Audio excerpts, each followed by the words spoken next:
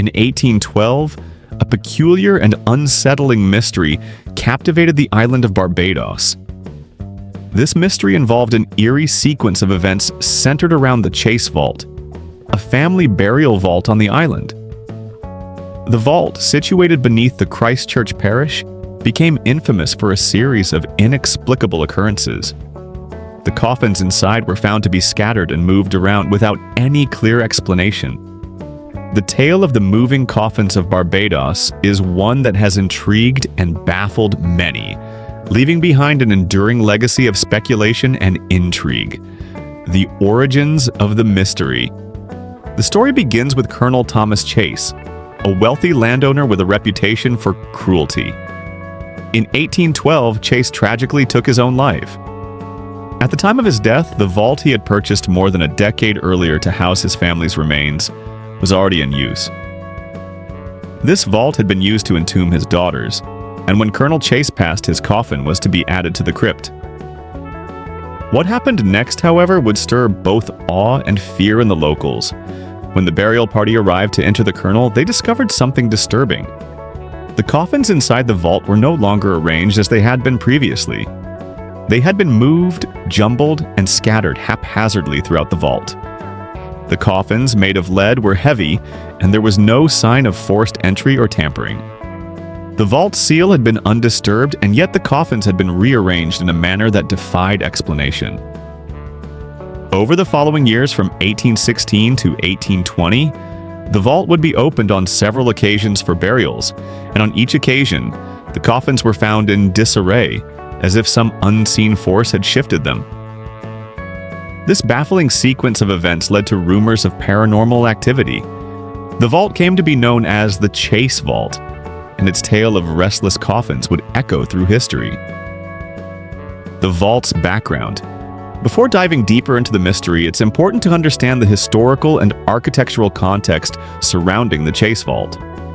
The vault itself is not only a testament to the colonial history of Barbados, but also to the legacy of a wealthy landowner's ambitions. The vault was constructed around 1724, likely for a man named James Elliot, although it wasn't used for any burials until the Chase family purchased it in the early 19th century. Built underground and accessed via a stone staircase, the vault was a simple structure with a small arched roof and walls made of stone. The vault was designed to be a final resting place for Barbados's elite, and over the years it came to house several notable individuals, starting with Thomasina Goddard in 1807. When Colonel Chase purchased the vault, he took possession of a space that had already seen some use. After his daughter's death, and later his own, it became the final resting place for several family members, each burial deepening the mystery surrounding the strange occurrences that would follow. The coffins are found moved. After Colonel Chase's burial, the next strange incident occurred in 1816, when the infant Samuel Brewster Ames was interred in the vault. Upon opening the vault, the burial party discovered that the coffins were once again out of place.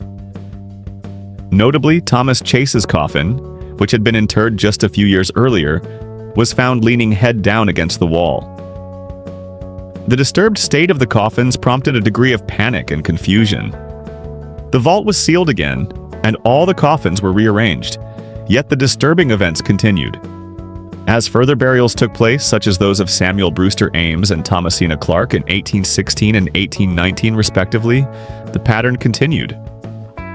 Coffins were found scattered, some leaning at odd angles with no discernible cause. The disarray raised serious concerns, and rumors began to swirl about the potential cause. Was there a supernatural force at play?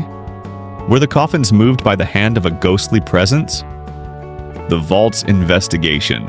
After the events continued, a deeper investigation was initiated in 1820.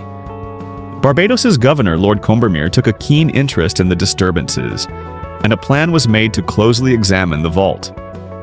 In preparation, the floor of the vault was covered with sand to capture any evidence of footprints or disturbances. The vault was sealed once again, with official seals affixed to the stone slab, covering the stairs to prevent any tampering. When the vault was opened that year, it was found exactly as before. The sand on the floor was undisturbed, and the seals were intact. However, the coffins were once again found in disarray, with the largest coffin blocking the vault's door. The strange positioning of the coffins was enough to convince local authorities to remove them from the vault altogether. They were then buried separately, and the vault was left open and unsealed, where it remains to this day. The absence of evidence. Although the story of the moving coffins was widely reported and witnessed by local authorities, one key element remains absent: evidence. Despite the many accounts of disturbed coffins, no concrete proof was ever found that the coffins were ever placed in the vault in the first place. There are no physical records, no remains, and no conclusive evidence that supports the claim that the vault was indeed used for burials. This lack of direct evidence has led some researchers to question the entire story. Was it possible that the entire tale was simply a product of folklore, adapted over time by those looking to explain strange occurrences? Theories behind the moving coffins. Several theories have been proposed over the years to explain the mysterious events surrounding the Chase Vault. One of the most popular explanations involves natural causes, specifically water and flooding. Barbados, a tropical island, is known for its heavy rainfall. Researchers suggest that water may have flooded the vault, causing the coffins to float and move within the confined space. The porous limestone in the area, combined with the vault's location, would make it plausible for water to seep in unnoticed, causing a temporary flooding that might have shifted the coffins. However, this theory doesn't account for all aspects of the story, particularly the unsettling idea that the coffins were deliberately rearranged in specific, seemingly intentional ways. Another theory, put forward by researcher Joe Nickel, is that the story of the moving coffins may be tied to Masonic symbols and allegory.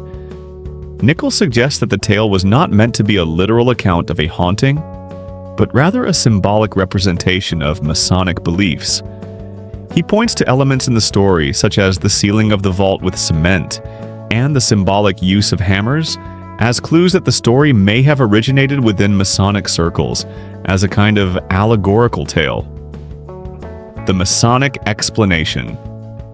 According to Nickel's theory, the Chase Vault incident may have been a symbolic reenactment of certain Masonic rituals.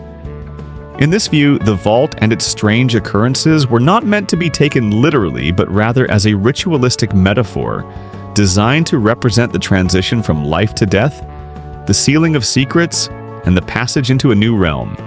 The similarities between the Barbados tale and other folklore from different regions, such as a similar story from Estonia, suggest that the moving coffins might have been an allegorical motif shared across cultures. These stories, though varying in detail, often feature elements such as sealed vaults, the placement of symbolic objects, and the movement of coffins. And that wraps up the eerie tale of the moving coffins of Barbados. What do you think?